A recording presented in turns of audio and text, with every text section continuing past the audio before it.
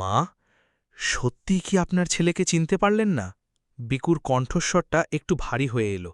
৩০ বছর, সময়টা কম নয়, কিন্তু আজ এই মানুষটার সামনে দাঁড়াতেই বিকুর মনে হল সে আজও সেই ছোট্ট ছেলেটাই আছে। দামি স্যুট, চশমা আর ক্ষমতার আড়ালে থাকা মানুষটা যেন নিমিষেই মিলিয়ে গেল। ৩০ বছর আগে এক অনাথ শিশু, যাকে এই নিষ্ঠুর পৃথিবীটা আস্থা করে ফেলে দিয়েছিল, আপনি নিজের আঁচলে জড়িয়ে নিয়েছিলেন মা, নিজের সন্তানের মতো বড় করেছিলেন। মনে পড়ে মা, আমাদের ঘরে যখন খাবার থাকত না, আপনি নিজে জল খেয়ে শুয়ে পড়তেন, কিন্তু আমার পাত খালি রাখতে দেননি কোনোদিন। নিজের শেষ সম্বলটুকু ওই কয়েকটা গয়না বিক্রি করে আপনি আমাকে পড়াশোনা করিয়েছিলেন। লোকে কত কি বলেছিল, কিন্তু আপনি হার মানেননি। হার মানেননি। বিকু এক পা এগিয়ে এসে সরলা দেবীর হাত দুটো চেপে ধরল। চারপাশের ভিড় তখন স্তব্ধ। বিকু ধীর অথচ স্পষ্ট গলায় বলল, হ্যাঁ মা, আমি আপনার সেই বিকুই। রাহুল যে কোম্পানিতে কাজ করে সেটার মালিক আমি। আমি এখানে কোনো কর্মচারীর সঙ্গে মিটিং করতে আসেনি, আমি এসেছি আমার মাকে রাজপ্রাসাদে ফিরিয়ে নিয়ে যেতে। আজ যারা আপনাকে গাঁওয়ার বলে তাচ্ছিল্য করছে, তারা জানে না আপনার মতো একজন মানুষের আশীর্বাদই আজ আমার কপাল বদলে দিয়েছে। সমাজ যাকে ঠুকরে দিয়েছিল, আপনার ভালোবাসাই তাকে আজ এই উচ্চতায় বসিয়েছে। লখনৌ শহরের সেই বিশেষ মহল্লাটা ছিল একটু অন্যরকম। সেখানকার সরু গলিগুলোতে আজও পুরনো দিনের স্মৃতি আর মধ্যবিত্ত জীবনের হাজারো স্বপ্ন ঘুরে বেড়ায়। ভোরের প্রথম কিরণ ফুটতে না ফুটতেই মহল্লাটা এক অদ্ভুত কর্মব্যস্ততায় ডুবে যেত। কোথাও চায়ের দোকানে কেটলির শব্দ, কোথাও বা ভোরের আজান, সব মিলিয়ে এক প্রাণের স্পন্দন। সেই ঘিঞ্জি গলির এক কোণে অবস্থিত বাড়িটি ছিল একদম সাধারণ, সাদা রঙের চুনকাম করা। কিন্তু সেই চার দেওয়ালের ভেতরে বাস করতেন এমন এক ব্যক্তিত্ব, যিনি এই ইঁট পাথরের খাঁচাকে আস্ত একটা মন্দিরে রূপ দিয়েছিলেন। তিনি সরলা দেবী, বয়স ৬০-এর কোঠায়। মাথার চুলগুলো রূপলি হয়ে গেছে, আর মুখের গভীর বলিরেখাগুলো যেন কয়েক দশকের কঠিন সংগ্রামের জীবন্ত সাক্ষী। সরলা দেবীর দিন শুরু হতো সূর্যেরও আগে। যখন পুরো শহর গভীর ঘুমে আচ্ছন্ন, তখন থেকেই তিনি তার লড়াইয়ের নতুন অধ্যায় শুরু করার জন্য প্রস্তুত হয়ে যেতেন। ভোর ৪টে, যখন পুরো লখনৌ শহরটা এক গভীর আর শান্ত ঘুমের চাদরে ঢাকা থাকত, ঠিক তখনই সরলা দেবীর দিন শুরু হতো।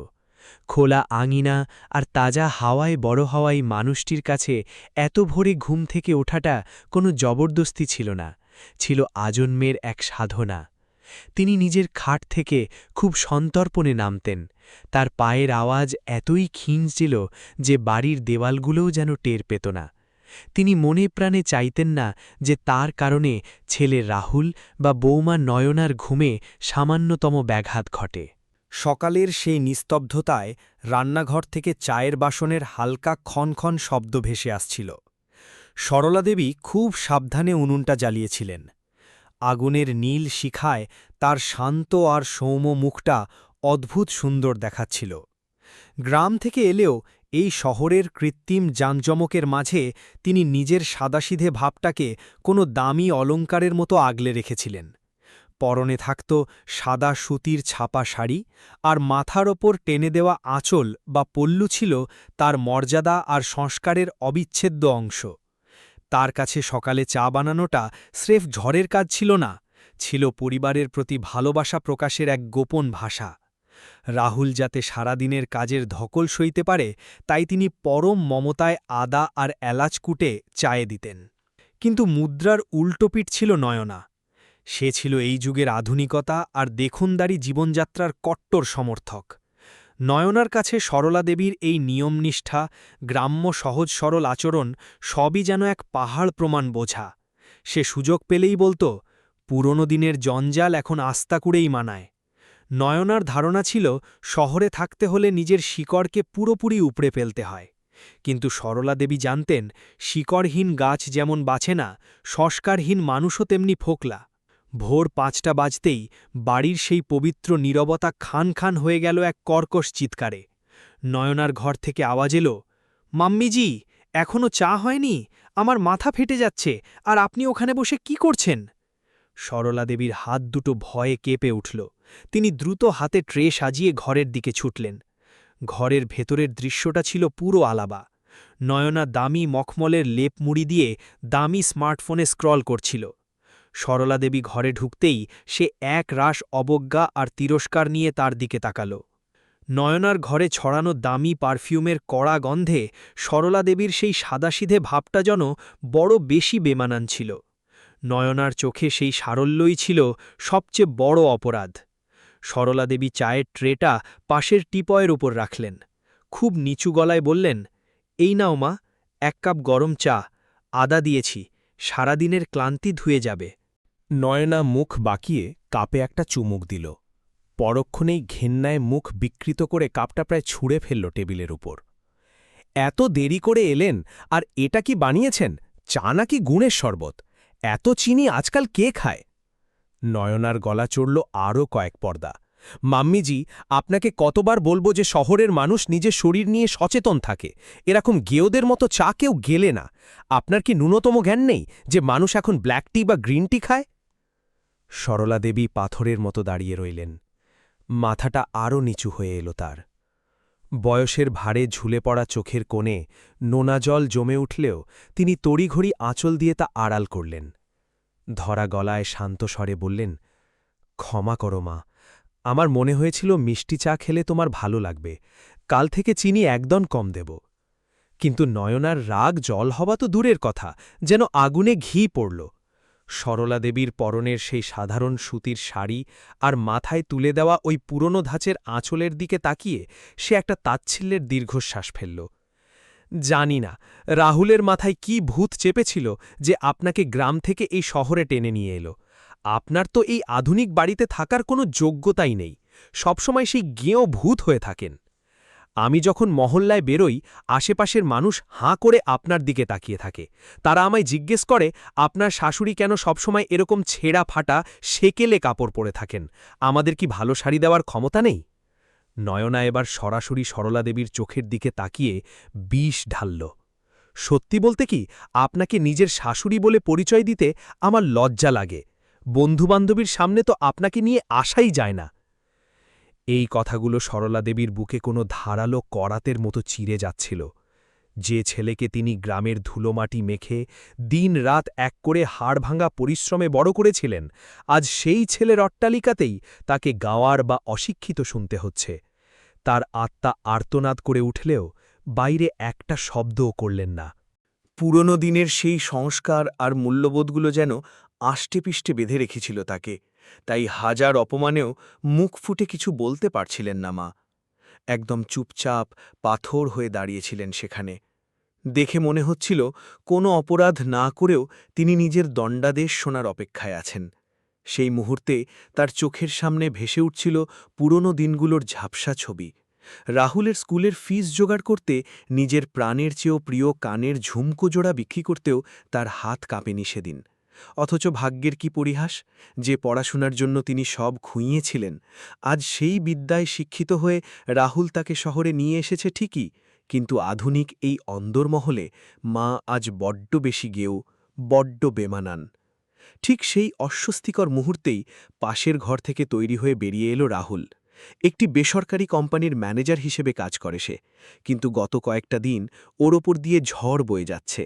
অফিসের নোংরা রাজনীতি আর বাজারের মন্দা ওকে মানসিকভাবে পিষে ফেলছে।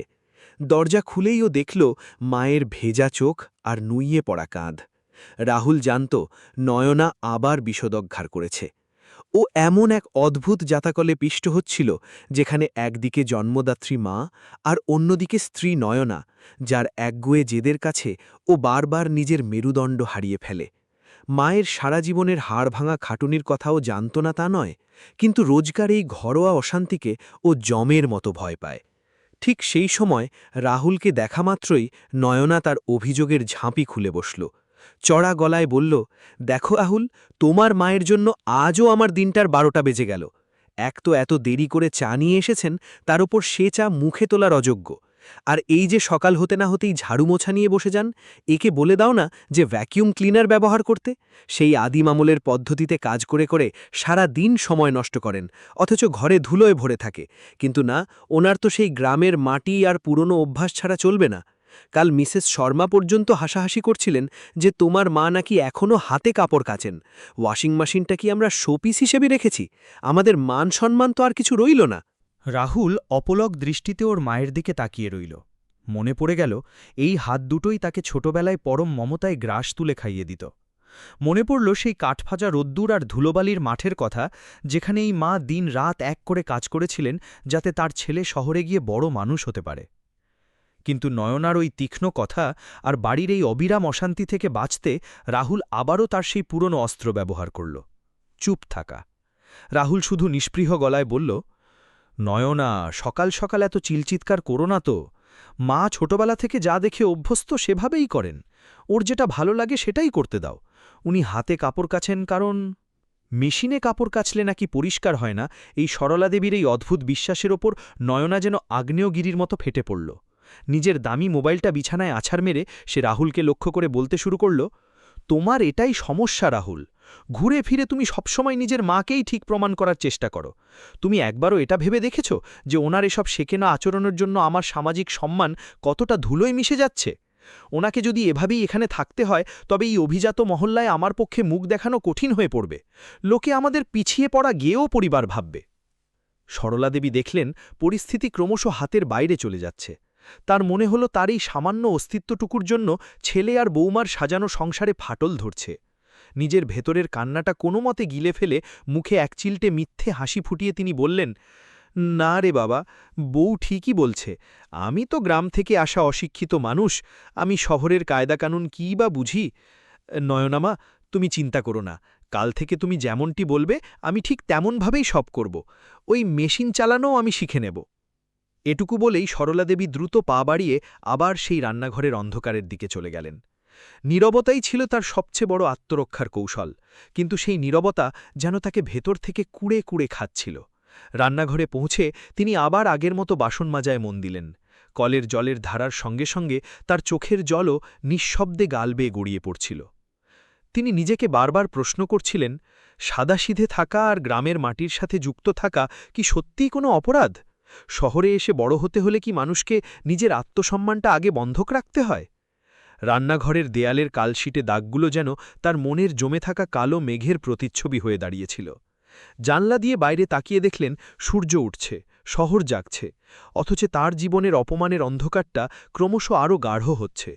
তার মনে পড়ছিল গ্রামের সেই দিনগুলোর কথা, যেখানে সবাই তাকে সরলাজি বলে কত সম্মান করত, আর আজ এখানে তিনি শুধুই এক গাওয়ার। রাহুল অফিসের জন্য তৈরি হয়ে যখন ঘর থেকে বেরোচ্ছিল, দরজার কাছ থেকে একবার আর চোখে রান্নাঘরের দিকে তাকাল। সেখানে তার মা কাজে ডুবে আছেন। তার মনে হল একবার গিয়ে মায়ের সঙ্গে। নয়নার চড়া গলার আওয়াজে সরলা দেবীর মনের কথাগুলো মনেই দাফন হয়ে গেল। তিনি চেয়েছিলেন ছেলেটার মাথায় একবার হাত বুলিয়ে দিতে, অন্তত একবার ভালোবেসে ওর মুখ থেকে মা ডাকটা শুনতে। কিন্তু নয়নার ওই তীক্ষ্ণ চিৎকার সব থামিয়ে দিল। রাহুলের চোখে মুখে তখন স্পষ্ট আতঙ্ক। অফিসে দেরি হয়ে যাচ্ছে আর মাথার ওপর ছাঁটাইয়ের খাঁড়া ঝুলছে। এই ভয়ে সে পায়ের জুতোটা গলিয়ে কোনো রকমে বেরিয়ে গেল। সকালের এই তিক্ততাটুকু তো কেবল শুরু ছিল। সরলা দেবী ঘুণাক্ষরেও জানতেন না আজ এই বাড়িতে কি হতে চলেছে। তিনি সাধারণ একটা দিন ভেবেই কাজে হাত দিয়েছিলেন। লখনউয়ের সেই শান্ত সকালটা ছিল আসলে এক প্রলয়ঙ্করী ঝড়ের আগের থমথমে ভাব। তিনি দীর্ঘশ্বাস ফেলে দুপুরের ডাল চড়ানোর তোড়জোড় শুরু করলেন। তিনি ভাবছিলেন হয়তো দুপুরে খেতে বসে নয়নার রাগটা একটু কমবে, কিন্তু নিয়তি অন্য কিছু লিখে রেখেছিল। রাহুল বেরিয়ে যাওয়ার পর পুরো বাড়ির নিস্তব্ধতা সরলা দেবীর কাঁধে পাথরের মতো চেপে বসল। নয়না নিজের ঘরে খিল দিয়েছে। রান্নাঘরের সব বাসন মেজে তিনি যখন উপুর করে রাখছিলেন, পানির ঝাপটায় তার আঙুলগুলো সাদাটে হয়ে কুঁচকে গিয়েছিল। হাড়ের জয়েন্টে হালকা একটা চিনচিনে বাথা জানান দিচ্ছিল তার বয়সের। তবু এই কাজটুকুই ছিল তার একমাত্র সঙ্গী, যা তাকে আজেবাজে চিন্তা থেকে দূরে রাখত। সরলা দেবী বুক চিরে একটা লম্বা দীর্ঘশ্বাস ছাড়লেন। তারপর ধীর পায়ে দুপুরের রান্নার তোড়জোড় শুরু করলেন। খুব যত্ন করে অরহরের ডালটা ভিজিয়ে রাখলেন। তার খুব ইচ্ছে আজ মাটির হাড়ির সেই সোদা বন্ধটা খাবারে ফিরিয়ে আনবেন, ঠিক যেমনটা তিনি গ্রামে রাঁধতেন। তার মনে একটা ক্ষীণ আশা, হয়তো পেটে একটু ভালো খাবার পড়লে হয়তো নয়নার মনের তেতো ভাবটা কিছুটা হলেও কমবে। মিক্সারের যান্ত্রিক শব্দ তার একদমই পছন্দ নয়, তাই পুরনো অভ্যেসে শিলনোড়াতেই মশলা বাটতে বসলেন। মশলার সেই খাঁটি ঘ্রাণে সারা ঘর ম ম করছিল, কিন্তু তিনি বুঝতে পারেননি নয়নার কাছে এই সুগন্ধটুকুও ছিল আসলে সেকেলে আর পিছিয়ে পড়ার একটা লক্ষণ। ঠিক তখনই শোবার ঘর থেকে নয়না গটগট করে বেরিয়ে এলো, হাতে সেই স্মার্টফোন। ওটাই যেন ওর দুনিয়ার কেন্দ্রবিন্দু। হলের সোফায় আয়েশ করে পা ছড়িয়ে বসে সে ভিডিও কলে কারোর সাথে আড্ডা জুড়ে দিল। ওর চড়া গলার আওয়াজ রান্নাঘরের দেয়াল ছাপিয়ে সরলা দেবীর কানে আসছিল। নয়না বলছিল, হ্যাঁ রে ইয়ার, আমি তো এখানে একদম ফেসে গেছি। বুঝতেই পারছিস, সকাল থেকে আবার সেই একই নাটক। শাশুড়িমা জোর করে সেই মান্দাতা আমলের চা খাইয়ে দিল, পুরো মুখটাই তেতো হয়ে গেছে। সত্যি বলছি, মাঝে মাঝে মনে হয় মা না হয়ে যদি একটা কাজের লোক হতো, অন্তত দু কথা শুনিয়ে দিতে পারতাম। এখানে তো আবার মা তকমা লাগানো আছে, কিছু বললেই রাহুল মুখ ফুলিয়ে বসে থাকে। আর এই বিশ্রী মশলার গন্ধ, মনে হচ্ছে আমার আলমারির সব দামি কাপড়চোপড় একদম রাস্তার ধারে সস্তা ধাবার মতো হয়ে যাবে। রান্নাঘরে দাঁড়িয়ে থাকা সরলা দেবীর হাতের কাজটা মুহূর্তর জন্য স্থবির হয়ে গেল। অনমনস্ক হয়ে আলু কাটতে গিয়ে ধারালো ছুলিটা সরাসরি আঙুলে বসে গেল। রক্ত বেরোতে শুরু করেছে, কিন্তু সেই শারীরিক যন্ত্রণার চেয়েও বুকের ভেতর নয়নার কথাগুলো যেন কোনো বিষাক্ত তীরের মতো বেশি বিঁধছিল। একজন মায়ের মমতার মূল্য কি তবে শুধুই একজন নোকরানির সমান? নিজের আঁচল দিয়ে ক্ষতটা চেপে ধরলেন তিনি। চোখের জল বাঁধা মানছে না, তবুও মুখ বুজে কাজ করে যাচ্ছিলেন। মনে কেবল একটাই প্রশ্ন বারবার ঘুরপাক খাচ্ছিল, মায়ের ভালোবাসার কি তবে কোনো দাম নেই? শহরের এই চাকচিক্য কি সত্যিই মানুষের ভেতরের সহজ মায়া মমতাগুলোকে এমন পাথরের মতো শুকনো করে দেয়? নয়নার ফোনে আড্ডা চলতেই থাকল। আর জানিস সবচেয়ে পিত্তি জলে কোন কথায়? ওই অ্যাধিক্ষেতা মার্কা সেকেলের নীতি কথাগুলো শুনলে। বলে কিনা, বেটা ধর্ম করো, বেটা সাদাসিদে থাকো। আরে বাবা, এটা ২০২৬ সাল, এখানে এখন শো অফ আর দেখনদারি না থাকলে কেউ পুজবেও না। কাল আমার কিটি পার্টি, আমি ভাবছি কোনো একটা বাহানা দিয়ে ওদের কাল মন্দিরে পাঠিয়ে দেব। নইলে আমার হাই প্রোফাইল বন্ধুরা এসে যদি ওদের দেখে, আমার মান সম্মান আর কিচ্ছু বাকি থাকবে না। সেই তেনামার্কা ঘষা সুতির শাড়ি আর মাথায় ওই বিশ্রী ঘোমটা, উফ! আমার বন্ধুরা ভাববে আমি বুঝি কোনো অজপাড়া গা বা জঙ্গল থেকে উঠে এসছি। ঠিক সেই সময় রান্নাঘর থেকে অরহরের ডালে ফোড়নের সুবাস ভেসে উঠল। হিং আর জিরের সেই চঞ্চনে গন্ধে সাধারণত যে কারোর খিদে চঞ্চনিয়ে ওঠার কথা, কিন্তু নয়নার নাকে সেটা যেন অপমানের মতো বিজল। ও নাক কুচকে সজোরে চিৎকার করে উঠল, মাম্মিজি, এই কি ছাইপাশ দুর্গন্ধ ছড়িয়ে রেখেছেন বাড়ি ভর্তি? কতবার বলেছি ফোড়ন দেওয়ার সময় চিমনিটা অন্তত চালিয়ে দেবেন। পুরো বাড়িটা যেন একটা রাস্তার ধারে সস্তা ভাতের হোটেলের মতো গন্ধ ছাড়ছে। আমার দামি ড্রেসটাতেও এই গন্ধ ঢুকে যাবে। আপনাকে শহরের কায়দাকে তা শেখাতে শেখাতে আমি একদিন নির্ঘাত পাগল হয়ে যাব। সরলা দেবী কেমন একটা অপরাধীর মতো সিটিয়ে গিয়ে তড়িঘড়ি চিমনির সুইচটা টিপলেন। তারপর খুব কুণ্ঠিত মুখে ডাইনিং টেবিলের কাছে এসে নিচু স্বরে বললেন, মা, খাবার তৈরি, গরম থাকতে থাকতে খেয়ে নাও না। এই তো পেঁয়াজ আর কাঁচা লঙ্কাও সুন্দর করে কেটেছি। তোর পছন্দের সেই সুগন্ধি চালের ভাতও রেঁধেছি আজ। নয়না সোফা থেকে উঠে গটগট করে এসে ডাইনিং টেবিলের চেয়ারে বসল। থালায় ধোঁয়া ওঠা সাদা ভাত, ডাল আর গোল গোল করে ভাজা আলুর চাকা দেখে ওর ফর্সা মুখটা রাগে টকটকে লাল হয়ে গেল। চামচ দিয়ে ডালটা তাচ্ছিল্যের সাথে নাড়াচাড়া করতে করতে ও বিশ্রীভাবে মুখ ঘুরিয়ে বলল, সারা সকাল রান্নাঘরে পড়ে থেকে স্রেফ এইটুকু করেছ? কোনো পনির নেই, কোনো স্যালেড নেই, এমনকি এক বাটি স্যুপ পর্যন্ত না? মাম্মিজি, রাহুল শহরে কত বড় পোস্টে চাকরি করে সেটা কি আপনার খেয়াল আছে? আর আপনি আমাদের এই কয়েদিদের মতো সস্তা খাবার খাওয়াচ্ছেন? নয়নার তাচ্ছিল্য যেন থামছিলই না। ও বাঁকা চোখে তাকিয়ে বলল, আপনার চিন্তাভাবনাগুলো সত্যি সেই গেয় ভূতদের মতো, যারা শুধু পেট ভরানোর জন্য খায়, স্বাদ বা ক্লাসের ধার ধারে না। আমার তো ভেবেই লজ্জা লাগছে, যদি হঠাৎ কোনো গেস্ট চলে আসত, তবে আপনি তাদের সামনে কি দিতেন? এই শুকনো রুক্ষ ডাল? সরলা দেবী পাশে জড়সড় হয়ে দাঁড়িয়েছিলেন। কাঁচুমাচু মুখে নিজের শাড়ির আঁচলটা আঙুলে প্যাঁচাতে প্যাঁচাতে খুব মৃদুস্বরে বললেন, মারে, আজ বাজার থেকে কোনো সবজিওয়ালা আসেনি। ফ্রিজে যা ছিল তাই দিয়ে রাঁধলাম। আর এই ডালটা খুব পুষ্টিকর, এতে গ্রাম থেকে আনা খাঁটি গাওয়া ঘি দিয়েছি। পুষ্টিকর? নয়না সশব্দে উপহাস করে উঠল। আপনার এই ফালতু জ্ঞান নিজের কাছেই রাখুন, আমি এসব মুখেও তুলব না। সে সজোরে চেয়ারটা পিছন দিকে ঠেলে দিয়ে উঠে দাঁড়াল। তারপর খটখট করে মোবাইল টিপে ফুড ডেলিভারি অ্যাপ খুলে বলল, আমি নিজের জন্য পিৎজা অর্ডার করছি। আপনি আপনার এই মহাপুষ্টিকর খাবার একাই গিলুন। অন্তত পিৎজাতে সেই আভিজাত্যটা আছে যা ওই পচা ডালে 7 জন্মেও থাকবে না। সরলা দেবী পাথরের মতো দাঁড়িয়ে রইলেন। তিনি দেখলেন কত যত্ন আর ভালোবাসা দিয়ে বানানো খাবারটা নয়না এক নিমেষে জঞ্জালের মতো ছুঁড়ে ফেলে দিল। বুক ফেটে কান্না আসছিল তার, কিন্তু কোনো শব্দ করলেন না। ধীর পায়ে রান্নাঘরে ফিরে গেলেন। নিজের জন্য থালা সাজানোর ইচ্ছে বা ক্ষমতা কোনোটাই ছিল না তার। খিদের বদলে বুকটা এক অজানা ব্যথায় ভরে উঠেছে। রান্নাঘরের মেঝেতে এক চিলতে চাটাই বিছিয়ে তিনি সেখানে বসে পড়লেন। তার বারবার রাহুলের বাবার কথা মনে পড়ছিল। সেই দিনগুলোয় অভাব ছিল, একবেলা আধা রুটি খেয়েও তাঁরা সুখ খুঁজে নিতেন, কারণ তখন সম্মান ছিল। আর আজ এই প্রাচুর্যের মাঝেও তার মনে হচ্ছে তিনি এই দামি বাড়ির কোণে পড়ে থাকা একটা অপ্রয়োজনীয় আসবাব ছাড়া আর কিছুই নন। তিনি ভাবছিলেন, শহরের এই ইট পাথরের দেওয়ালগুলো কি মানুষের মনকেও কংক্রিটের মতো শক্ত করে দেয়? ঘড়িতে বা বাইরে রোদের তেজ কিছুটা কমতেই সরলাদেবী ভাবলেন কোণে পড়ে থাকা পুরনো ভারী চাদরগুলো ধুয়ে ফেলবেন। বাড়িতে ওয়াশিং মেশিন থাকলেও তার কেন যেন মনে হতো মেশিনের চক্করে কাপড়ের সুতোগুলো আলগা হয়ে যায়, আর কলারে জেদি ময়লাগুলো তো থেকেই যায়। পরিশ্রম করাটা তার পুরনো অভ্যেস, একে তিনি কাজ নয় ধর্ম মনে করতেন। আঙিনায় বসে সাবান ঘষতে ঘষতে অনমনেই একটা ভজন গুনগুন করছিলেন তিনি। পানির ছলাচ্ছল শব্দের মাঝে নিজের গ্রাম আর অতীতের স্মৃতিতে হারিয়ে গিয়েছিলেন তিনি। ঠিক তখনই ঘুমের ঘোর কাটিয়ে নয়না ঘর থেকে বেরিয়ে এলো। এক গ্লাস পানি খেতে এসে উঠোনের দিকে তাকাতেই তার মেজাজ বিগড়ে গেল।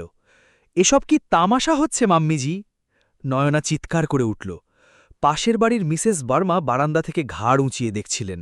নয়নার মনে হল ওই মহিলা নিশ্চয়ই ভাবছে যে তারা শাশুড়িকে দিয়ে খাটায়, কিংবা তারা এতই গরিব যে মেশিনের বিদ্যুৎ বিল দেওয়ার ক্ষমতা নেই। নয়না রাগে ফুসফুসতে বলল, আপনি কি ইচ্ছে করে আমার সম্মান ধুলোয় মেশাতে চান? আপনার এই পচা যুক্তিগুলো নিজের কাছে রাখুন। আপনি আসলে এই দামি বাড়ির যোগ্যই নন। আপনার জায়গা ওই গ্রামের কুড়ে ঘরে, যেখানে মানুষ ময়লা আর ধুলোবালির মধ্যে পড়ে থাকে। রাহুলের সঙ্গে আজ আমাকে একটা চূড়ান্ত ফয়সালা করতে হবে। হয় এই বাড়িতে আপনার এই অসভ্যতা থাকবে, নয়তো আমি। এই সেকেলে মানুষের সঙ্গে আমি আর এক ছাদের নিচে থাকতে পারব না। নয়নার এই কথাগুলো সরলাদেবীর মনে বাকি থাকা সম্মানটুকু চুরমার করে দিল।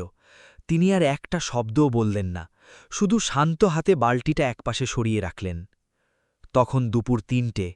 নয়না পিৎজা খেয়ে নিজের এসি ঘরে আয়েশ করে ঘুমিয়ে পড়েছে। 4 দেওয়ালের এই গুমোট পরিবেশে তিনি পরিষ্কার বুঝতে পারছিলেন, তাদের থাকাটা এই সংসারে আশীর্বাদ নয়, বরং অশান্তির বিষ হয়ে দাঁড়িয়েছে। কোনো কথা না বাড়িয়ে তিনি ধীর পায়ে নিজের সেই ছোট্ট ঘরটিতে গিয়ে আশ্রয় নিলেন। সিঁড়ির নিচে এক চিলতে ঘুপচি মতো জায়গা, যা তিনি নিজেই বেছে নিয়েছিলেন, যাতে নয়নার আভিজাত্যে কোনো আঁচ না লাগে, ওর কোনো অসুবিধে না হয়।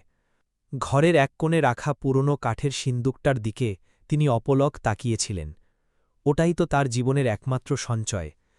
সিন্দুকটা খুলতেই বেরিয়ে এলো রাহুলের শৈশবের কয়েকটা সাদাকালো ছবি, ওর বাবার সেই পুরনো অচল হয়ে যাওয়া হাতঘড়িটা, আর স্তূপ হয়ে থাকা কিছু হলদেটে কাগজপত্র। কাপা হাতে তিনি একটা জীর্ণ কাগজ বের করলেন। একসময় কার বিপদে পড়ে জমিটার একটা অংশ নামমাত্র মূল্যে লিখে দিয়েছিলেন। আজ আর তা মনে পড়ে না। মনের কোণে একবার উকি দিল, গ্রামে ফিরে গেলে কেমন হয়? কিন্তু পরক্ষণেই দীর্ঘশ্বাস ফেললেন। গ্রামে এখন নিজের বলতে আর কেউ নেই। শেষ যেটুকু মাথা গোজার ঠাঁই ছিল, সেটাও তো রাহুলের বড় হওয়া আর শহরের এই চাকচিক্যময় জীবনের খরচ জোগাতে কবেই বিক্রি করে দিয়েছেন। তখন বিকেল 5:30। জানলার বাইরে হঠাৎ ধুলো ওড়ানো এক বিদঘুটে ঝড় শুরু হল। মনে হচ্ছিল বাইরের প্রকৃতি যেন এই ঘরের ভেতর দানাবাঁধা ঝড়েরই আগাম ইশারা দিচ্ছে। ঠিক তখনই রাহুল ঘরে ফিরল। ওর মুখের ক্লান্তির রেখাগুলো যেন আরও গভীর হয়েছে আজ। কাঁধ দুটো ঝুলে পড়েছে, চোখের দৃষ্টিতে এক অদ্ভুত শূন্যতা।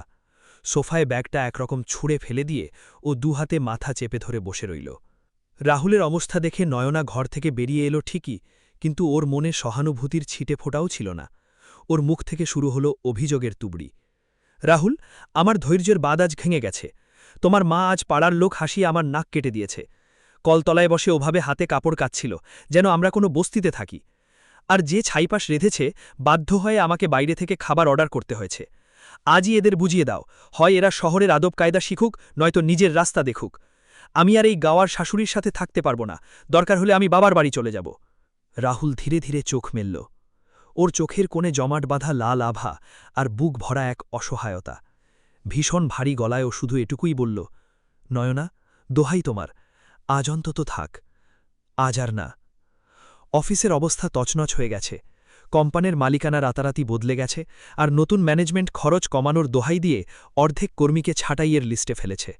রাহুল ঘামতে ঘামতে বলল, নয়না, ওই লিস্টে আমার নামও আছে। আমার চাকরিটা বোধহয় আর থাকছে না। কথাগুলো শুনে নয়নার মাথায় যেন আকাশ ভেঙে পড়ল। একটু আগের সব অভিযোগ এক নিমেষে উধাও হয়ে গিয়ে সেখানে জেকে বসল চরম নিরাপত্তাহীনতা। ওর মুখ ফ্যাকাশে হয়ে গেল। তোমার চাকরি চলে যাবে? কিন্তু আমাদের দামি লাইফস্টাইল, ঘরের ইএমআই, এসব কিভাবে চলবে? আমরা তো রাস্তায় বসে যাব। রাহুল, কিছু একটা করো। ঠিক সেই সময় সরলা দেবী রান্নাঘর থেকে চা নিয়ে বেরিয়ে এলেন। রাহুলের কথাগুলো তার কানে গিয়েছিল। তিনি কাঁপা কাঁপা হাতে চায়ের কাপটা রাহুলের সামনে রাখলেন। তারপর পরম মমতায় ছেলের মাথায় হাত বুলিয়ে বললেন, ভয় পাস না বাবা, ভগবান সব ঠিক করে দেবেন। সময় তো সবসময় একরকম যায় না। তুই যখন ছোট ছিলি, আমাদের ঘরে যখন অন্ন ছিল না, তখনও তিনিই পথ দেখিয়েছিলেন। আজও ঠিক পথ দেখাবেন। নয়না বিষ উগরে দিয়ে বলল, ভগবান আবার কি ঠিক করবেন? আপনার এই দোয়া খয়েরে ঘর চলে না মাম্মিজি। রাহুলের চাকরি গেলে আমাদের রাস্তায় ভিক্ষে করতে হবে, আর এসবই হচ্ছে আপনার ওই অলুক্ষুণে নজর আর অমঙ্গলের ফল। সকাল থেকে যে নাটক শুরু করেছেন, আপনার ওই গাইয়া কপালটাই আমাদের বাড়ির দুর্ভাগ্যের কারণ। রাহুল নিজের স্ত্রীর এই চরম নির্দয়তায় ফেটে পড়তে যাচ্ছিল। ঠিক তখনই বাইরে টায়ারের ঘর্ষণে এক বিকট শব্দ হল।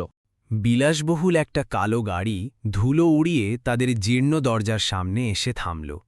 মহল্লার সাধারণ আলোর মাঝে সেই গাড়ির হেডলাইটের ছটা যেন চোখ ধাঁধিয়ে দিচ্ছে। গাড়ির বনেটে চকচক করছে শহরের সবচেয়ে বড় ব্যবসায়ী গোষ্ঠী রায় গ্রুপের লোগো। ঘরের ভেতরের তিনজনই পাথরের মতো স্তব্ধ হয়ে গেল। রাহুল জানলা দিয়ে উঁকি দিতেই ওর কপালে বিন্দু বিন্দু ঘাম জমে উঠল। এ তো আমাদের কোম্পানির নতুন ইনভেস্টর বিকাশ সিংয়ের গাড়ি। উনি এখানে কেন? আমাকে কি বাড়ি বয়ে ছাঁটাই করতে এসেছেন? নয়না তাড়াতাড়ি নিজের ওড়নাটা ঠিক করে নিল। ওর চোখে মুখে এখন ভয় আর কৃত্রিম ভদ্রতার এক অদ্ভুত সংমিশ্রণ।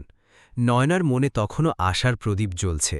সে ভাবল, হয়তো এই অসময়ে কেউ রাহুলের প্রমোশনের খবর নিয়ে এসেছে, কিন্তু তার বুকটা দুরু দুরু কাঁপছিল। অন্যদিকে রাহুলের অবস্থা তখন শোচনীয়। তার মনে হচ্ছিল কেরিয়ারের সূর্যটা বুঝি আজই অস্তমিত হবে। ঠিক সেই মুহূর্তে দরজায় সজোরে কড়াঘাত পড়ল। সরলা দেবী নিজের সুতির শাড়ির আঁচলটা গায়ে জড়িয়ে সামনে এগিয়ে গিয়ে দরজা খুললেন। সামনে দাঁড়িয়ে এক দীর্ঘদেহী, প্রভাবশালী ব্যক্তিত্ব। বয়স হবে বছর ৫৫। পরনে নিখুঁত ফিটিং করা দামি স্যুট, চেহারায় এক গম্ভীর আর অটল আত্মবিশ্বাস। তার পেছনে পাথরের মতো দাঁড়িয়ে দুই সশস্ত্র দেহরক্ষী আর এক ড্রাইভার। কিন্তু সেই ব্যক্তি অর্থাৎ বিকাশ সিংহের চোখ সরলা দেবীর বলিরেখা ভরা মুখটার উপর পড়ল, মুহূর্তের মধ্যে তার সেই কঠিন ব্যবসায়িক আভিজাত্য তাসের ঘরের মতো ভেঙে পড়ল। চোখের সেই তীক্ষ্ণ দৃষ্টি এক নিমেষে মোমের মতো গলে গিয়ে টলমল করে উঠল অশ্রুতে। পিছনে দাঁড়িয়ে রাহুল আর নয়না তখন পাথর হয়ে গেছে। তাদের নিঃশ্বাস যেন গলায় আটকে আসছে। সরলা দেবী মানুষটিকে চিনতে পারছিলেন না। তিনি শুধু হতবাক হয়ে তাকিয়ে রইলেন। কিন্তু সেই প্রভাবশালী ব্যক্তিটি মুখে একটা শব্দ উচ্চারণ করলেন না।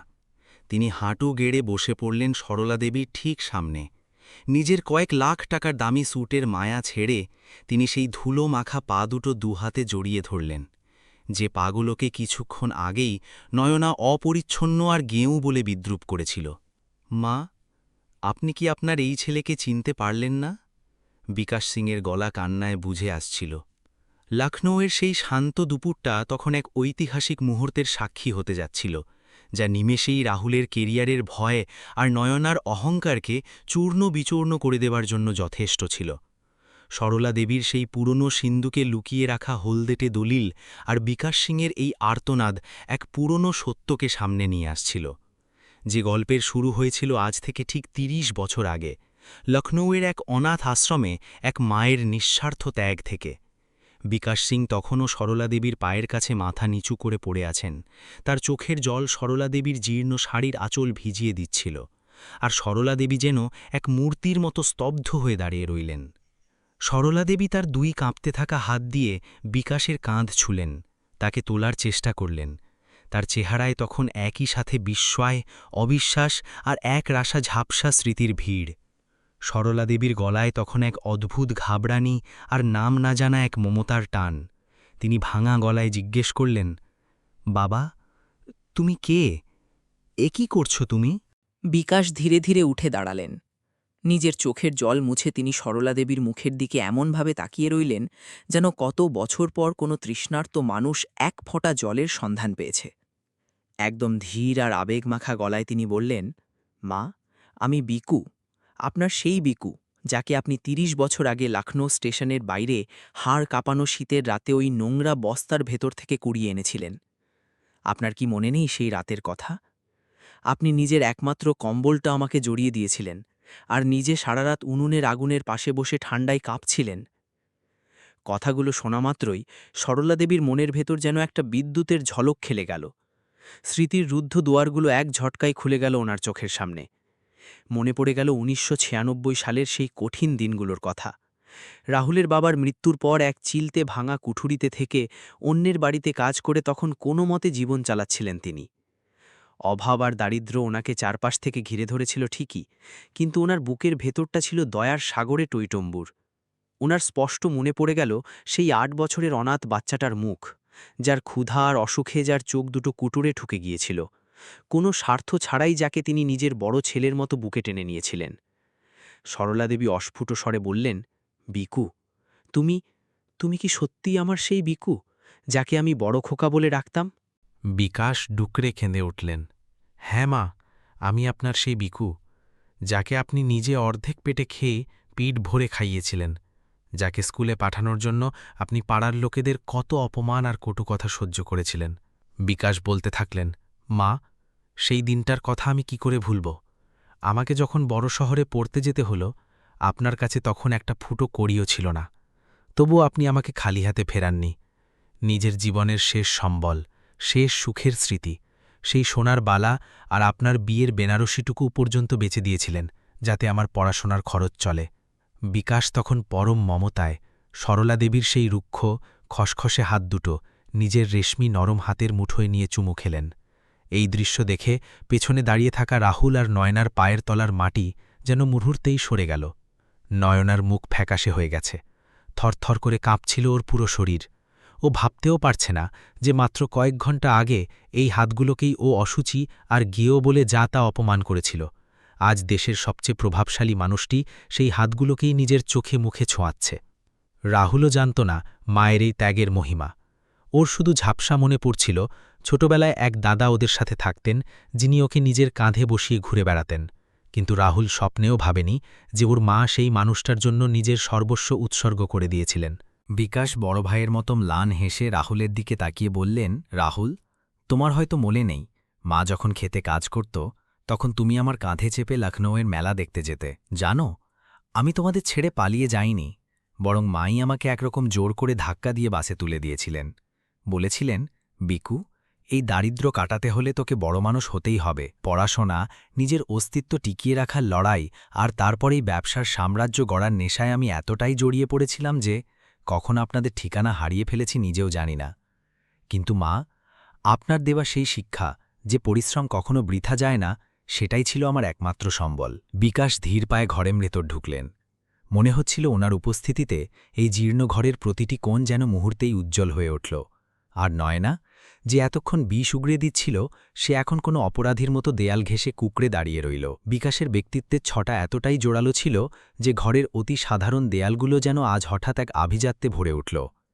তিনি সেই পুরনো সোফাটায় চোখ বোলালেন, যার গদি ফেটে গিয়েছিল আর যেখানে বসতে নয়নার ভীষণ লজ্জা লাগত। কিন্তু বিকাশ কোনো দ্বিধা ছাড়াই সেই জীর্ণ সোফায় বসলেন এবং পরম সম্মানে সরলা দেবীকেও নিজের পাশে টেনে নিলেন। বিকাশের পর রাহুলকে ইশারায় কাছে ডাকলেন। রাহুল তখনও এক মূর্তির মতো স্তব্ধ হয়ে দাঁড়িয়েছিল। বিকাশ বললেন, রাহুল, আমি খবর পেয়েছি তোমাদের গ্লোবাল টেক কোম্পানিতে এখন ছাঁটাইয়ের আতঙ্ক চলছে। আসলে যে কোম্পানিতে তুমি কাজ করো সেটা এখন রায় গ্রুপ পুরোপুরি কিনে নিয়েছে, আর সেই হিসাবে এখন আমি তোমার নতুন চেয়ারম্যান এবং মালিক। রাহুলের মাথায় তখন আকাশ ভেঙে পড়ার মতো অবস্থা। একসঙ্গে ভয়, স্বস্তি আর মায়ের প্রতি এক বুক গর্ব ওর ভেবর তোলপাড় করছিল। ওর গলাটা কান্নায় বুঝে এলো, একটি শব্দও উচ্চারণ করতে পারল না ও। বিকাশ আবারও বলতে শুরু করলেন, যখন আমি বাছাই করা ম্যানেজারদের লিস্ট দেখছিলাম, তখন তোমার নাম আর পুরনো ঠিকানাটা দেখে আমার বুকটা ধক করে উঠেছিল। আমার বিশ্বাস ছিল এই সেই ঠিকানা যেখানে আমার শৈশব কেটেছে। আমি এখানে কোনো ইনভেস্টর হয়ে আসিনি রে রাহুল, আমি এসেছিলাম একজন ছেলে হয়ে আমার মাকে খুঁজতে। আর দেখো মা, আজ ঈশ্বর আমাকে আমার দুটো পরিবারকেই একসাথে ফিরিয়ে দিলেন।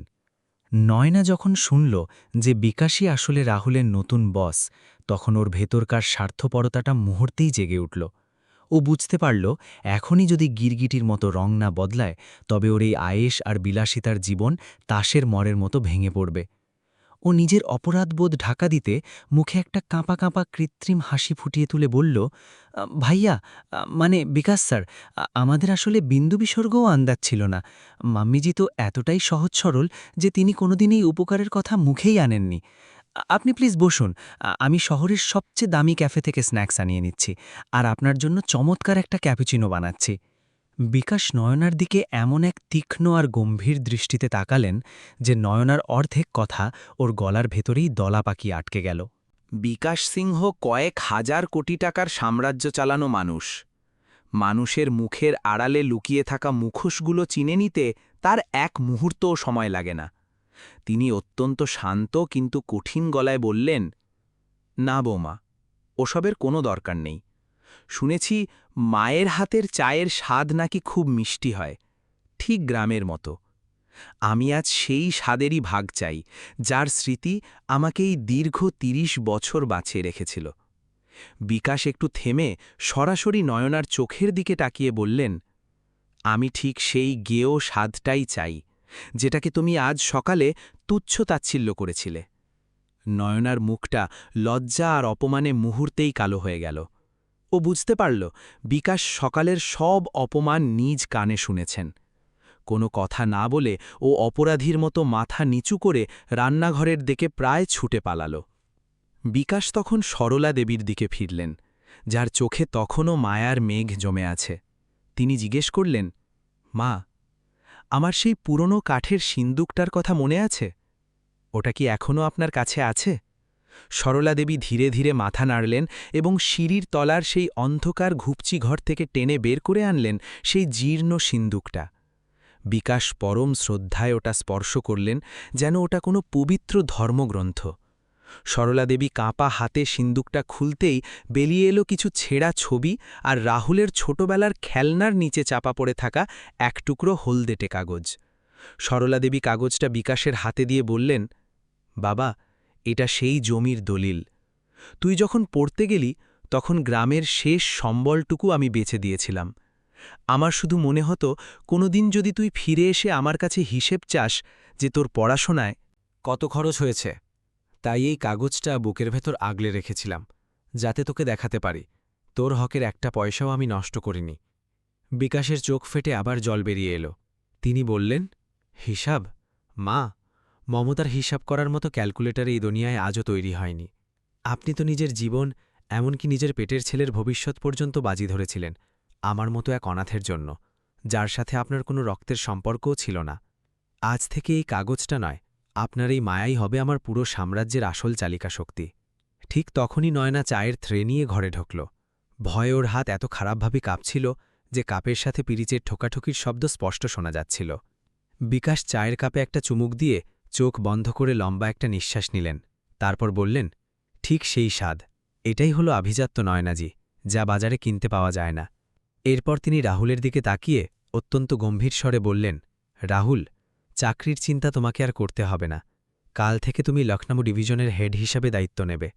তবে মনে রেখো, এই পদ তোমাকে এজন্য দিচ্ছি না যে তুমি আমার ভাই, বরং এজন্য দিচ্ছি কারণ তোমার মা তোমাকে বড় করতে ৩-৩টে বাড়িতে ঝিয়ের কাজ করেছেন। এই পদটা আসলে ওনার সেই ঋণের একটা ছোট কিস্তি, যা আমি তোমাকে শোধ করার সুযোগ দিচ্ছি। কিন্তু সাবধান, যদি কোনোদিন শুনি যে তোমার বা তোমার স্ত্রীর কারণে মায়ের চোখে এক ফোঁটা জল এসছে, তবে সেদিন তুমি শুধু চাকরি নয়, আমার সাথে সব সম্পর্কও হারাবে। রাহুল কান্নায় ভেঙে পড়ে মায়ের পায়ের ওপর মাথা রাখল, শুধু বলল, দাদা, আমাকে ক্ষমা করে দাও। অন্ধ আবেগ আর স্ত্রীর মোহে আমি এতটাই ডুবেছিলাম যে মায়ের পায়ের ধুলো পর্যন্ত আমার চোখে পড়েনি। বিকাশের গলার স্বর ডাইনিং টেবিলের কোনায় জড়সড় হয়ে দাঁড়িয়ে থাকা নয়নার কানে তীরের মতো বিঁধছিল। নয়না যেন সেখানে স্থির হয়ে জমে গেছে। বিকাশ গর্জে উঠে বললেন, তুমি মাকে গিয়েও বলতে না কেন? কারণ তিনি ওই আধুনিক ভ্যাকিউম ক্লিনারটা চালাতে পারেন না? কারণ তিনি আজও নিজের হাতে কাপড় কাচতেই বেশি স্বাচ্ছন্দ্য বোধ করেন? নয়না, তোমার কি একবারও মনে হয়েছে এই তথাকথিত গেঁয়ো মহিলা যদি আজ থেকে ৩০ বছর আগে একটু বুদ্ধি খাটাতেন বা নিজের স্বার্থের কথা ভাবতেন, তবে এই বিকাশ সিংহ আজ কোনো ফুটপাথে ভিখারি হয়ে পড়ে থাকত অথবা না খেয়ে মরেই যেত? যে নারী এক অনাথ শিশুকে কুড়িয়ে এনে শূন্য থেকে সাফল্যের এই শিখরে পৌঁছে দিতে পারেন, তিনি গেঁয়ো নন, তিনি এই শতাব্দীর শ্রেষ্ঠ শিক্ষক, শ্রেষ্ঠ পথ প্রদর্শক। নয়নার দুচোখ বেয়ে জল গড়িয়ে পড়ছে। কান্নার শব্দে তার বুক ফেটে আসছিল। অতীতের প্রতিটি কটূক্তি, প্রতিটি অপমান আর প্রতিটি তাচ্ছিল্য ভরা মুহূর্ত তার চোখের সামনে সিনেমার মতো ভেসে উঠছিল। সে আজ হাড়ে মাসে টের পাচ্ছিল যে আভিজাত্য আর সামাজিক সম্মানের মোহে সে পাগল ছিল, সেই সম্মান আর ঐশ্বর্য আসলে ওই গেঁয়ো শাশুড়ির ত্যাগের ওপর দাঁড়িয়েই গড়ে উঠেছে। বিকাশ আবার সরলা দেবীর খসখসে হাত দুটো নিজের হাতের মুঠোয় নিলেন। পরম মমতায় বললেন, মা, এই সরু গলির স্যাঁতস্যাঁতে ঘরে থাকার দিন এবার ফুরিয়েছে। আমি শহরের সিভিল লাইন্স এলাকায় একটা মস্ত বড় বাড়ি কিনেছি। সেখানে প্রায় আধা একর জায়গা জুড়ে বাগান আছে। সেখানে তুমি নিজের হাতে পছন্দ মতো গাছ লাগাতে পারবে, মাটিতে হাত দিয়ে কাজ করতে পারবে। সেখানে বড় একটা মন্দিরও আছে। আর হ্যাঁ মা, সেখানে কাপড় ধোয়ার জন্যে কেউ তোমাকে জোর করে ওই মেশিনের সামনে দাঁড় করাবে না। তুমি হবে সেই অট্টালিকার একমাত্র মালকিন, আর রাহুল আর নয়না থাকবে কেবল তোমার আশীর্বাদের আশ্রয়ে। রাহুল আর নয়না দুজনেই একসঙ্গে সরলা দেবীর পায়ে লুটিয়ে পড়ল। সরলা দেবী দুহাত বাড়িয়ে দুজনকে বুকের মধ্যে জড়িয়ে নিলেন। হাজার অপমান আর অবহেলার পরেও তার মাতৃস্নেহে এক বিন্দু মলিনতা আসেনি। বিকাশ একবার নিজের ঘড়ির দিকে তাকালেন। মা, আজ সন্ধ্যায় লখনৌয়ের টাউন হলে একটা বিশাল প্রেস কনফারেন্স আর বিজনেস গালা ডিনার আছে। সারা দুনিয়া আজ জানতে উন্মুখ হয়ে আছে যে রায় গ্রুপের সাফল্যের পেছনের আসল কারিগর কে। আমি চাই আজ তুমি আমার সঙ্গে এই সাধারণ সুতির শাড়ি আর এই আঁচল মাথায় দিয়েই চলো। আমি পৃথিবীকে বুক ফুলিয়ে দেখিয়ে দিতে চাই যে আভিজাত্য বা রয়্যালটি দামি পোশাকে থাকে না, থাকে সেই হাতে যা অন্যের ভবিষ্যৎ গয়ে দেয়। চলো মা, আজ এক গেঁয়ো মা তার ছেলের রাজ্যাভিষেক করবেন। সরলা দেবী কিছুটা দ্বিধা নিয়ে আমতা আমতা করে বললেন, বাবা, আমি ওখানে অত সব বড় বড় মানুষের মাঝে। বিকাশ গর্বের সাথে মায়ের কথা মাঝপথেই থামিয়ে দিয়ে বললেন, মা, সেখানে তোমার চেয়ে বড় আর কেউ হবে না। আজ লখনৌ দেখবে যে সরলতার শক্তি আসলে কতটা। বিকেলের সেই নরম সোনালি রোদ তখন লখনৌয়ের পুরনো গলির চিপায় ছড়িয়ে পড়েছে। রাহুলের বাড়ির সামনে দাঁড়ানো সেই কালো ঝকঝকে দামি গাড়িতে যখন সরলা দেবী গিয়ে বসলেন, তখন পুরো পাড়ার মানুষ ভিড় করে নিজেদের ছাদ থেকে সেই দৃশ্য দেখছিল। নয়না আর রাহুল ছিল পেছনের গাড়িতে। তাদের চোখে মুখে আজ অপরাধবোধের চেয়েও বড় এক নতুন আত্ম উপলব্ধির ছাপ স্পষ্ট হয়ে উঠেছিল। গল্পের এই অংশটি যেন কেবল এক বাড়ি থেকে অন্য বাড়িতে যাওয়ার গল্প নয়, এটি ছিল মনের অন্ধকার থেকে আলোর দিকে, অহংকার থেকে বিনম্র শ্রদ্ধার পথে এক মহাযাত্রা। কিন্তু লখনৌয়ের সেই জমকালো প্রেস কনফারেন্সে নয়নার জন্য আরও একটা বড় বিস্ময় অপেক্ষা করছিল, যা তার মনের ভেতরে জমে থাকা আভিজাত্যের শেষ চিহ্নটুকুও গোড়া থেকে উপড়ে ফেলবে। টাউন হলের প্রধান ফটকের সামনে যখন বিকাশ সিংহের সেই কালো বিশাল লিমুজিন গাড়িটা এসে থামল, মুহূর্তের মধ্যে এক ঝাঁক ক্যামেরার ফ্ল্যাশ যেন অন্ধকার রাতটাকে দিন বানিয়ে ফেলল। নিরাপত্তা রক্ষীরা চারপাশ থেকে ঘিরে দাঁড়িয়ে একটা সুরক্ষা বলয় তৈরি করেছিল, কিন্তু সবাইকে অবাক করে দিয়ে বিকাশ নিজেই গাড়ি থেকে নেমে এলেন এবং গাড়ির পেছনের দরজাটা নিজের হাতে খুললেন। তিনি যখন পরম শ্রদ্ধায় ভেতরে হাত বাড়িয়ে দিলেন, উপস্থিত সবার দৃষ্টি সেই এক বিন্দুতে গিয়ে থমকে গেল। গাড়ি থেকে বেরিয়ে এলেন এক অতি সাধারণ নারী, পরনে সাধারণ সুতির ছাপা শাড়ি, পায়ে সাধারণ রাবারের চটি আর মাথায় অতি যত্ন করে টেনে দেওয়া ঘোমটা। তিনি সরলা দেবী। তাদের ঠিক পেছনেই হাঁটছিল রাহুল আর নয়না। নয়নার চোখে মুখে তখন এক অদ্ভুত অস্থিরতা, একদিকে ভয়, অন্যদিকে এক অজানা গৌরব। হলের ভেতর ঢোকা মাত্রই চারদিকে গুঞ্জন শুরু হয়ে গেল। ইনি কে? সিংহজির সঙ্গে এই গেঁয়ো মহিলা কে? একজন সাংবাদিক অন্যজনকে ফিসফিস করে জিজ্ঞেস করছিলেন। সেই ফিসফিসানি নয়নার কানে পৌঁছানো মাত্রই সে লজ্জায় মাথা নিচু করে ফেলল। তার মনে হচ্ছিল এই বুঝি সবাই তার শাশুড়িকে নিয়ে ঠাট্টা তমাশা শুরু করে দিল। কিন্তু ঠিক তখনই সে দেখল বিকাশ তার মায়ের হাতটা কতটা শক্ত আর গর্বের সঙ্গে ধরে রেখেছেন। বিকাশের চোখে মুখে তখন এমন এক দীপ্তি যা কেবল একজন বিজয়ীর মুখেই দেখা যায়। ওই একটা মুহূর্তেই নয়না নিজের মনের সংকীর্ণতা আর তুচ্ছতা বুঝতে পারল। যাকে সে লজ্জা ভেবে লুকোতে চেয়েছিল, সেটিই যে আসলে সম্মানের সর্বোচ্চ চূড়া, তা সে আজ মর্মে মর্মে উপলব্ধি করল। মঞ্চে উঠেই বিকাশ সিংহ মাইক হাতে নিলেন। মুহূর্তেই সারা হল জুড়ে পিনপতন নিস্তব্ধতা নেমে এল। তিনি সরলা দেবীকে মঞ্চের ঠিক মাঝখানের সেই প্রধান চেয়ারটিতে বসালেন, যেখানে সাধারণত কোনো ভিভিআইপি বা প্রধান অতিথি বসেন।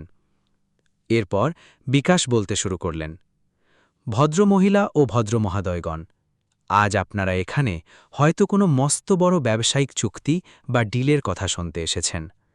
আপনারা জানতে চান রায় গ্রুপের ভবিষ্যৎ পরিকল্পনা কি।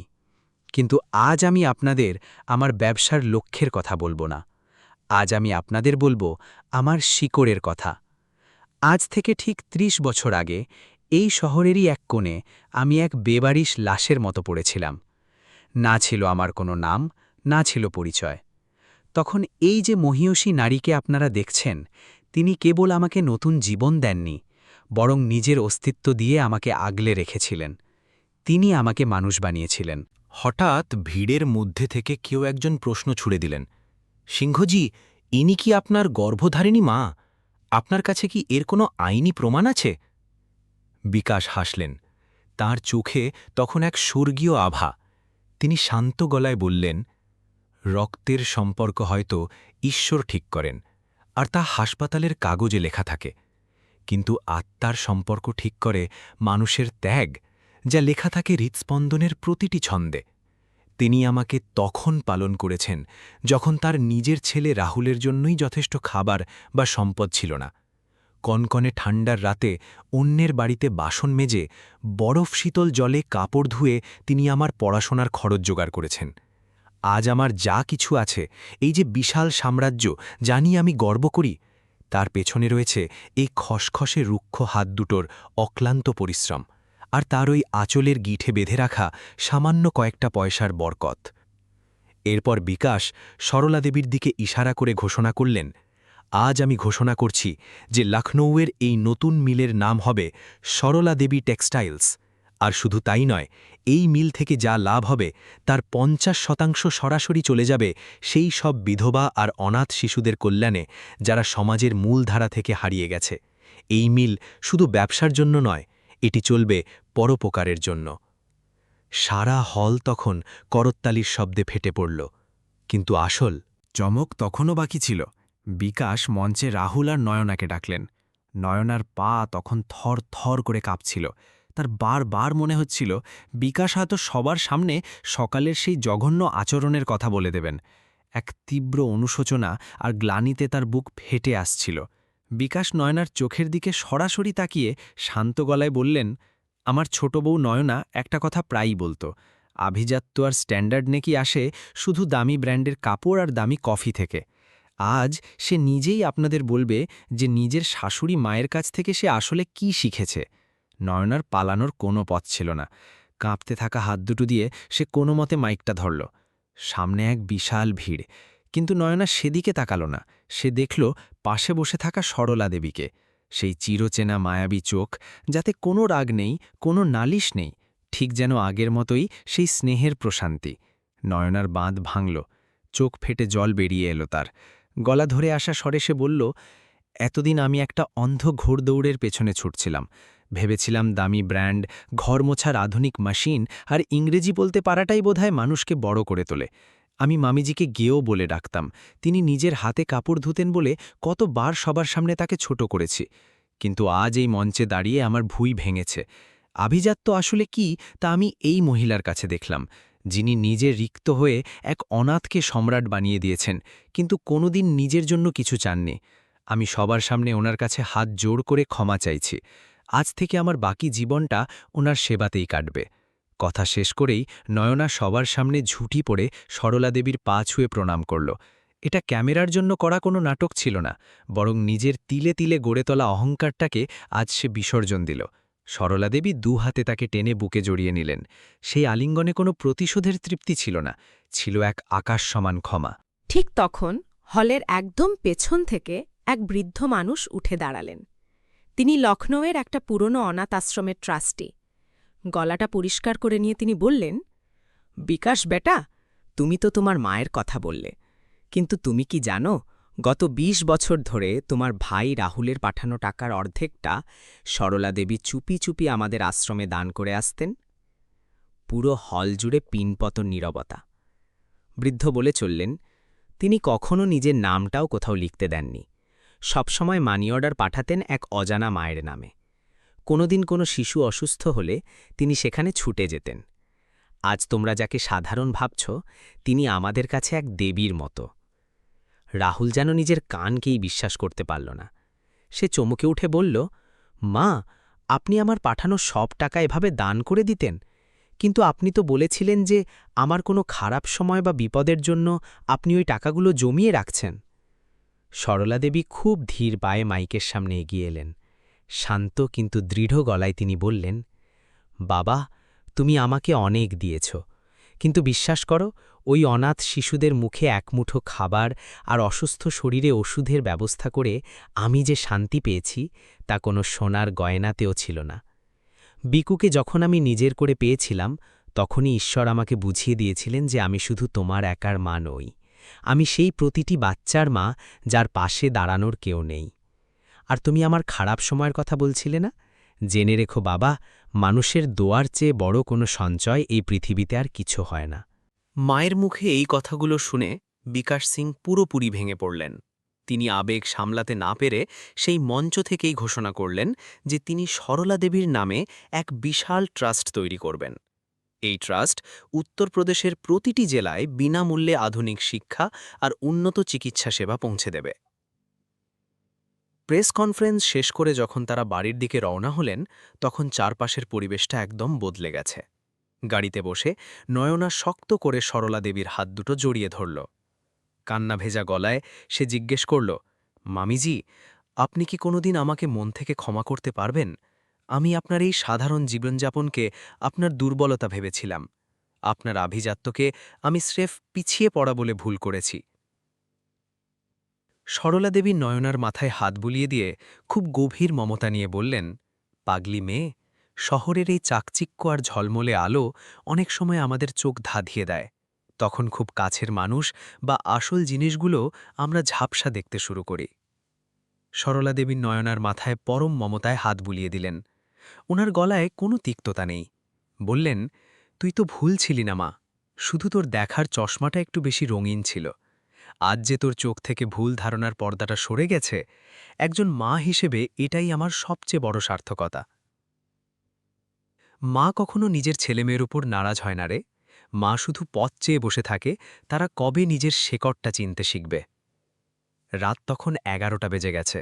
তারা যখন নতুন বাংলোটার সামনে পৌঁছলেন, গেটের উপর বড় করে লেখা সরলা সদন। পুরো বাড়িটা মার্বেল আর কাচের কারুকার্যে ঝকঝক করছে, ঠিক যেন একটা রাজপ্রাসাদ। কিন্তু সরলা দেবীর মনটা যেন এই আভিজাত্যের মাঝে কুঁকড়ে যাচ্ছিল। তিনি বিকাশের হাতটা ধরে একটু ইতস্তত করে বললেন, বিকুরে, এই প্রাসাদের ভেতর আমার সেই পুরনো কাঠের সিন্দুকটা কোথায় থাকবে? আর আমার সেই পিতলের ঘড়াটা, যেটা দিয়ে আমি সূর্যকে প্রণাম করি? এইসব জাঁকজমকের মধ্যে ওগুলো আবার বেমানান লাগবে না তো? বিকাশ কথা না বলে হাসিমুখে মাকে একটা ঘরের দিকে নিয়ে গেলেন। ঘরটা বাড়ির সবচেয়ে আধুনিক অংশে হলেও ভেতরে ঢুকলেই মনে হবে যেন লখনৌয়ের সেই পুরনো বাড়িটা। মেঝেতে সাদা জাজিম বিছানো, ঘরের কোনায় পিতলের বাসনগুলো চকচক করছে, জানালার একদম পাশেই একটা সতেজ তুলসী গাছ, আর ঘরের ঠিক মাঝখানে সসম্মানে রাখা আছে মায়ের সেই পুরনো সিন্দুক। বিকাশ ইচ্ছে করেই এই ঘরে কোনো এসি লাগাননি, বদলে বড় বড় জানালা রেখেছেন যাতে রাতের ঠান্ডা হাওয়া আর দিনের রোদ্দুর সরাসরি ঘরে আসে। বিকাশ মায়ের কাঁধে হাত রেখে বললেন, মা, এটা আপনার নিজের রাজত্ব। এখানে আপনি ঠিক ওভাবেই থাকবেন যেভাবে লখনৌতে থাকতেন। মনে চাইলে বিকাশ কথা না বলে হাসিমুখে মাকে একটা ঘরের দিকে নিয়ে গেলেন। ঘরটা বাড়ির সবচেয়ে আধুনিক অংশে হলেও ভেতরে ঢুকলেই মনে হবে যেন লখনৌয়ের সেই পুরনো বাড়িটা। মেঝেতে সাদা জাজিম বিছানো, ঘরের কোনায় পিতলের বাসনগুলো চকচক করছে, জানালার একদম পাশেই একটা সতেজ তুলসী গাছ, আর ঘরের ঠিক মাঝখানে সসম্মানে রাখা আছে মায়ের সেই পুরনো সিন্দুক। বিকাশ ইচ্ছে করেই এই ঘরে কোনো এসি লাগাননি, বদলে বড় বড় জানালা রেখেছেন যাতে রাতের ঠান্ডা হাওয়া আর দিনের রোদ্দুর সরাসরি ঘরে আসে। বিকাশ মায়ের কাঁধে হাত রেখে বললেন, মা, এটা আপনার নিজের রাজত্ব। এখানে আপনি ঠিক ওভাবেই থাকবেন যেভাবে লখনৌতে থাকতেন। মনে চাইলে নিজের হাতে কাপড় কাচবেন, শখ হলে উনুন জ্বালিয়ে রুটি বানাবেন, কেউ আপনাকে কিচ্ছু বলবে না। আমরা শুধু আপনার এই অতি সাধারণ জীবনটা ছায়ায় একটু আশ্রয় চাই মা। একপাশে দাঁড়িয়ে রাহুল আর নয়না এসব দেখছিল। রাহুল আজ প্রথম অনুভব করল তার চাকরির নিরাপত্তার চেয়েও বড় গর্বের বিষয় হল তার মায়ের এই বিশাল ব্যক্তিত্ব। নয়না মনে মনে পরিকল্পনা করছিল কাল সকালে সবার আগে উঠেও শাশুড়ি মায়ের সাথে রান্নাঘরে ঢুকবে, তবে বকাঝকা করতে নয়, বরং ওই মমতাময়ী মানুষটার কাছ থেকে জীবনের আসল ব্যাকরণটা শিখে নিতে। সারা বাড়িতে তখন এক অদ্ভুত শান্তি।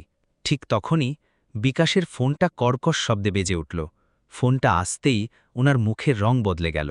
নয়না দৃঢ় কণ্ঠে বলল, আমি আমার মাম্মিজির হারানো সম্মান ফিরিয়ে আনতে চাই। আমি আজ প্রমাণ করে ছাড়ব যে সত্যকে সাময়িকভাবে বিপর্যস্ত করা গেলেও তাকে কখনো পরাজিত করা যায় না। বিকাশ আর রাহুল বিস্ময়মাখা চোখে নয়নার দিকে তাকিয়ে রইল।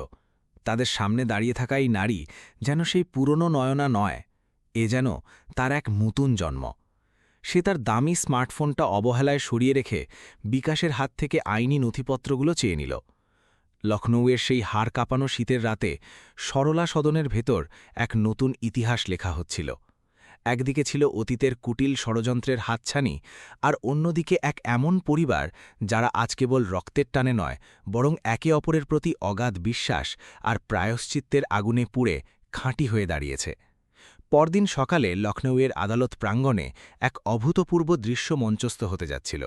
একদিকে ছিল শহরের প্রভাবশালী ভূমিদস্যু আর তাদের নামিদামি উকিলদের ফৌজ, আর অন্যদিকে এক সাধারণ গ্রাম্য শাশুড়ির পক্ষ নিয়ে দাঁড়িয়েছে তার সেই শিক্ষিত বৌমা, যে কিনা গতকাল পর্যন্ত এই বৃদ্ধাকে বাড়ি থেকে বের করে দেওয়ার ফন্দি আটত। সেদিন সকালে লখনৌয়ের আকাশে সূর্যের তেজ অন্য দিনের চেয়ে কিছুটা আলাদা ছিল। খবরের কাগজে একদিকে যেমন বিকাশ সিংহের সরলা দেবী টেক্সটাইলসের জয়জয়কার, ঠিক তার পাশেই শিরোনাম দখল করেছিল ভূমিদস্যু সুরজ ভানের ছড়ানো সেই কুৎসিত খবর, যেখানে সরলা দেবীর বিরুদ্ধে জালিয়াতির অভিযোগ তোলা হয়েছে। কোর্টের বাইরে জানবাদিকদের উপচে পড়া ভিড়। সবার মনে একটাই প্রশ্ন, আজ কি তবে এক মহৎ চরিত্রের পতন হতে চলেছে? আদালতের গেটে যখন কালো লিমোজিনটা এসে থামল, মুহূর্তেই ক্যামেরার ফ্ল্যাশ আর জানবাদিকদের প্রশ্নের বৃষ্টি শুরু হয়ে গেল। কড়া নিরাপত্তায় বিকাশ আর রাহুল সরলা দেবীকে নিয়ে ভেতরে ঢুকলেন, কিন্তু সবার নজর কেড়ে নিল সাদা শাড়ি আর কালো কোটে সজ্জিত নয়না। তার চোখের সেই আত্মবিশ্বাস কোনো বিউটি পার্লার বা কিটি পার্টি থেকে আসেনি, এসেছিল সত্যের জন্য লড়াই করার এক অদম্য জেদ থেকে। আদালত কক্ষ কানায় কানায় পূর্ণ। বিচারক কার্যক্রম শুরু করার নির্দেশ দিলেন। বিপক্ষের উকিল, যিনি শহরের সবচেয়ে ধূর্ত আইনজীবী হিসেবে পরিচিত, দাঁড়িয়ে বলতে শুরু করলেন, মাই লর্ড, এই সরলা দেবী নিজেকে খুব সহজ সরলার ত্যাগী দেখান, কিন্তু তিতকুটে সত্য হল ৩০ বছর আগে তিনি যে জমি বিক্রি করেছিলেন তার কাগজে কারচুপি ছিল। ওই জমির একটা অংশ ছিল সরকারি গোচারণভূমি। তিনি অবৈধভাবে ওটা নিজের বলে চালিয়ে সুরজ ভাঞ্জিকে ঠকিয়েছেন। এটা পরিষ্কার জালিয়াতির মাম্মা।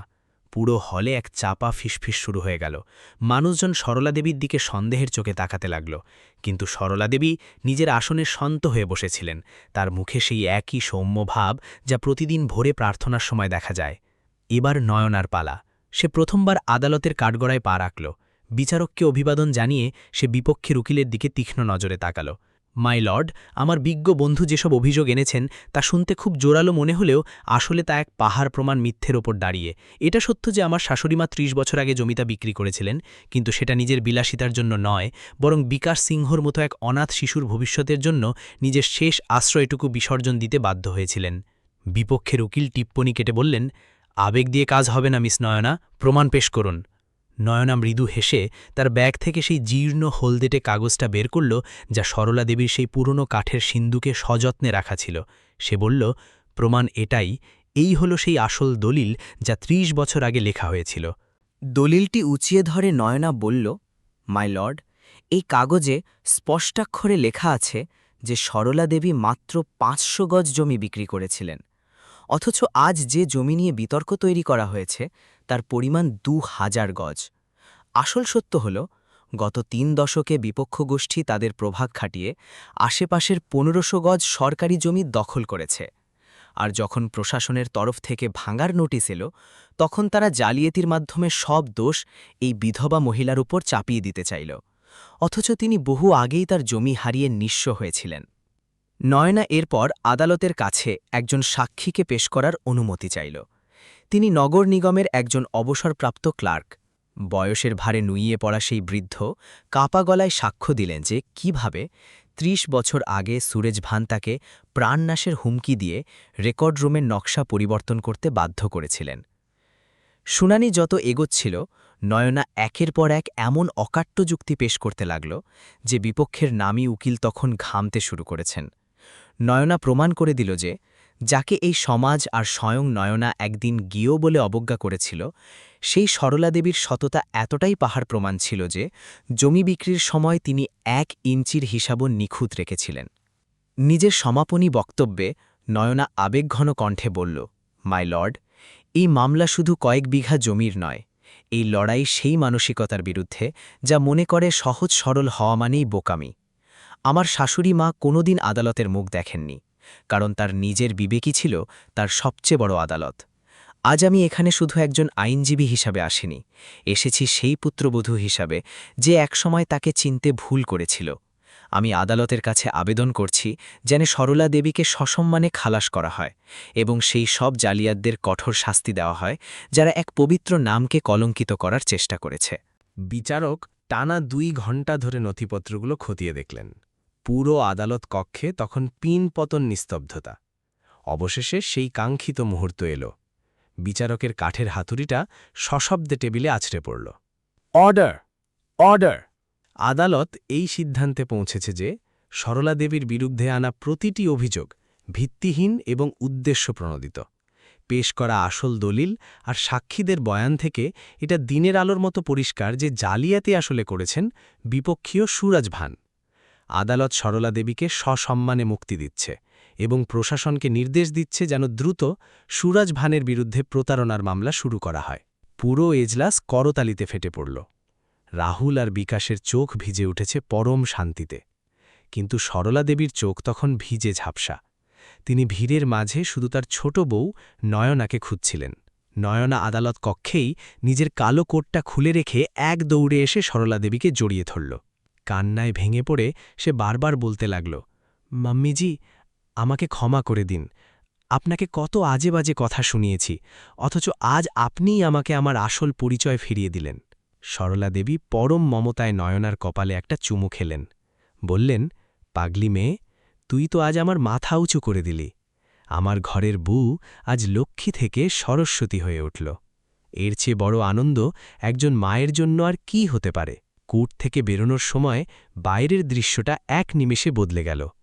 যে সাংবাদিকরা একটু আগে তির্যক প্রশ্ন ছুড়ছিলেন তারাই এখন সরলা দেবীর এই দীর্ঘ লড়াইয়ের গল্প শোনার জন্য হুড়োহুড়ি শুরু করলেন। দলিলটা উঁচিয়ে ধরে নয়না বলল, মাই লর্ড, এই কাগজে স্পষ্টাক্ষরে লেখা আছে যে সরলা দেবী মাত্র 500 গজ জমি বিক্রি করেছিলেন, অথচ আজ যে জমি নিয়ে বিতর্ক তৈরি করা হয়েছে তার পরিমাণ 2000 গজ। আসল সত্য হল গত 3 দশকে বিপক্ষ গোষ্ঠী তাদের প্রভাব খাটিয়ে আশেপাশের 1500 গজ সরকারি জমি দখল করেছে। আর যখন প্রশাসনের তরফ থেকে ভাঙার নোটিশ এলো, তখন তারা জালিয়াতির মাধ্যমে সব দোষ এই বিধবা মহিলার ওপর চাপিয়ে দিতে চাইল, অথচ তিনি বহু আগেই তার জমি হারিয়ে নিঃস্ব হয়েছিলেন। নয়না এরপর আদালতের কাছে একজন সাক্ষীকে পেশ করার অনুমতি চাইল। তিনি নগর নিগমের একজন অবসরপ্রাপ্ত ক্লার্ক।